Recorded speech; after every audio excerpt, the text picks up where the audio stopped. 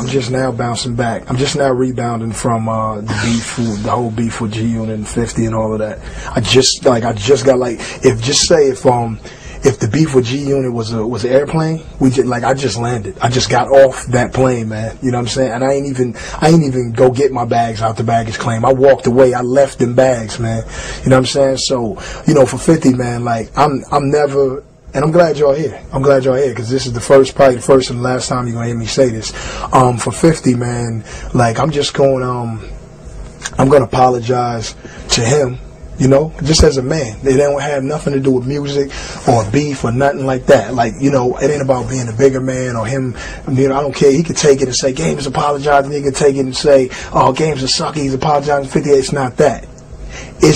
I'm apologizing for me, to him, to Dre, to Jimmy Iovine, to Eminem, to our fans, because if you think about what Interscope was when we were gelling, man, we were it. We were it. We were unstoppable force. Jimmy always says, man, I don't know why. I told you guys not to break up the Beatles. That's what he said, Jimmy Iovine, you know what I'm saying? He sits in his chair and he says, I told you guys. I don't know why you guys had to break up the Beatles. That's it, you know what I'm saying? And he says he told John Lennon the same thing, a long time ago. But Jimmy said he seen it coming. And, I was young, man, and I was dumb. I did a lot of dumb things. I kind of felt like me and 50 clash. I'm not going to down him, diss him, and say he's a bad guy. I'll go back on the plane. I didn't leave nothing on the plane, so I'm not going to go back on it. But I'm just going to say, he had his side. I had my side. My back was against the wall. I did what I felt was necessary for my career to have longevity and for me to survive in hip-hop and music, to be around, till I'm Quincy Jones age and thereon. And not only to be around till I'm Quincy Jones age, but to fall in that mode, to be a Quincy Jones. I did what I felt that I had to do at that time. Now, 4 albums from 4 albums in, I can now say, as a man, that G Unit, Game, Aftermath, Black Wall Street, Interscope, Geffen, Eminem, Shady, from Banks to Buck to Yayo to Dre to whoever, man. If it would have kept going, endless paper, millions of albums sold, because we were great together. Me and 50's chemistry is what Method Man was to Redman when they get in. Redman ain't from Wu-Tang, but when Method Man get with Redman, it's going down. Right. You know what I'm saying? It is what KRS-One was with Scott LaRock. KRS-One held his own, but the chemistry, that BDP had, it was the jail, man. When you take Ralph Tresvant from New Edition and Bobby Brown goes this way, you might get a Belle Biv DeVoe, but you ain't gonna get no Candy Girl. Ain't gonna get no Mr. Telephone Man. Ain't gonna get no Hater to Love It. Not gonna get no How We Do. 50, his biggest records, our biggest records were together. Whether I was on them or I wasn't on them, or whether he was on them or I wasn't on them, when we were gelling, writing together as a family, we had it, man.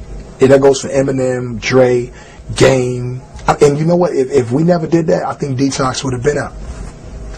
It would have been out. You know what I'm saying? I think that we'd all still be selling millions, from Banks to Buck to Tony Yayo to whoever, man. We was that big. So I'm going to apologize to everybody, just for my role, because the thing, just being raveled up and all that, it was just, it was almost dumb. But I was young, and that's when you make your mistakes. So I'm not going to really, I'm apologizing for it, but I don't regret it. You know what I'm saying? Because I can't go back and change it. You know what I'm saying? I can only change and mold the future, for me and the stability and just the foundation of my family. So I will apologize, and people can say whatever they want. You know what I'm saying? I know about the internet, I know about the bloggers, but one thing about Game is, Game gonna say what he feel, and I might not feel the same way tomorrow, but y'all here right now, and that's how I feel right now. You know how it is. They can call it, he says one thing, well, so what? That's me.